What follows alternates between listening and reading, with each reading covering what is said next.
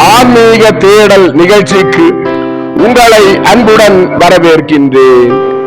மீட்பரின் காவியம் பாகம் 119 கடல் மீது நடத்தல் நிகழ்ச்சி பற்றி பார்க்கலாம். மத்தேயு நற்செய்தி அதிகாரம் 14 இறை வார்த்தைகள் 22 முதல் 33 வரையும், மார்க்கு நற்செய்தி அதிகாரம் 6 இறை வார்த்தைகள் 45 முதல் 52 வரையும், யோவான் நற்செய்தி அதிகாரம் 6 இறை வார்த்தைகள் 16 முதல் 21 வரை. நிகழ்ச்சிக்கு போகலாம். என் அப்போஸ்தலர்கள் படகுகளில் கெனசரேத் சமவெளிக்கு போங்கள். நான் ஜன கூட்டங்களை அனுப்பிவிடுகிறேன். அதற்கு முன் அதிக ஏழை மக்களுக்கு உதவுவேன். பிறகு உங்களுடன் வந்து சேர்ந்து கொள்வேன் என்றார். அப்போஸ்தலர்கள் கீழ்ப்படிந்தார்கள். அவர்கள் 12 கூடைகளில் மிச்சமான உணவுகளை கொண்டு வந்தார்கள். அவர்களுக்கு பின்னால் 30 மிக வறிய மக்கள் வந்தார்கள். இயேசு மக்களை அனுப்பிவிட்டு ஒரு சிறிய மலை மேல் தனியே ஏறி இரவு நேரம் தம் வழக்கமான பாவனையில் தம் கரங்களை சிலுவை வடிவமாக நீட்டியபடி நெடு நேரம் நின்று ஜெபித்தார். கீழ் திசையில் ஒளி தோன்றுவதற்கு முன் ஒரு சிறிய காற்று வீசியது, பின் தணிந்தது. மீண்டும் அதிக பலமாக வீசியது. நேரம் செல்ல செல்ல அது சூறாவளியாக மாறியது. ஏரி அமைதியை இழந்தது. இயேசு தம் தியானத்திலிருந்து விழிப்படைந்து ஏரியை பார்த்தார். பேதுருவின் படகை கண்டார். அது எதிர்கரையை அடைய முடியவில்லை. இயேசு வேகமாக ஏரியை நோக்கி சென்றார்.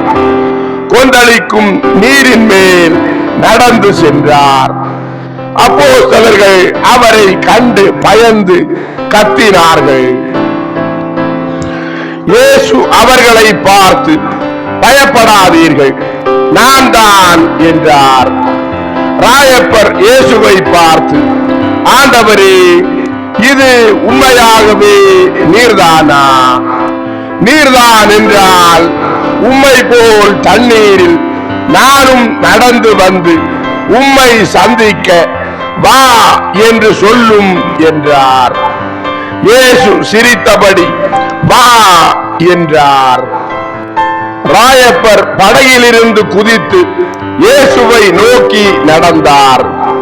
படகிலிருந்து பாதி தூரம், அதாவது 50 மீட்டர் சென்ற பிறகு உணர்வடைந்தார். அவருக்கு பயம் ஏற்பட்டது. கீழே தண்ணீரை பார்த்தார்.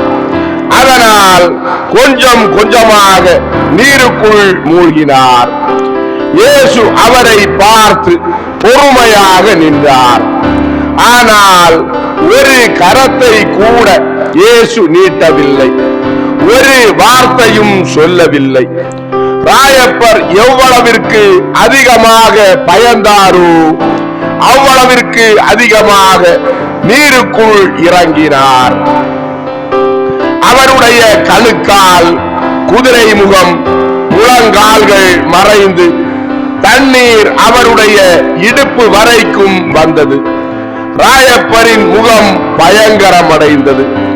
அவருடைய நினைவையும் செயலிழக்க வைத்தது.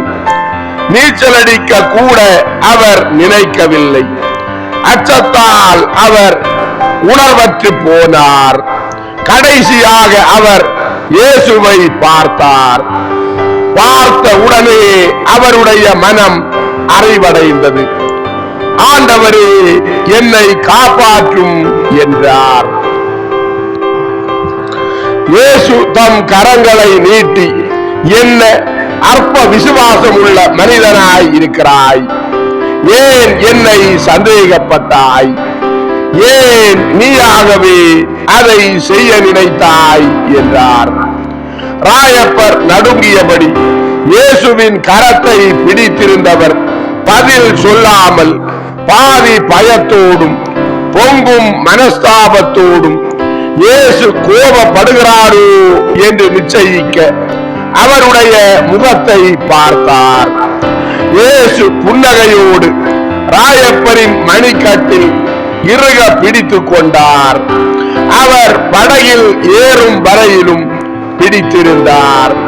மற்ற அப்போஸ்தலர்களை பார்த்து, ராயப்பன் முழுவதும் நனைந்திருக்கிறான், கரைக்கு போங்கள் என்றார்.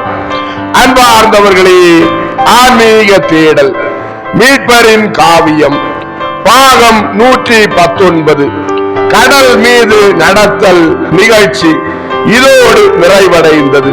அடுத்த நிகழ்ச்சியில் உங்களை சந்திக்கும் வரை உங்களிடமிருந்து விடைபெறும் உங்கள் ஜான் பிரிட்டோ. ஆன்மீக தேடல் தொடரும். நன்றி.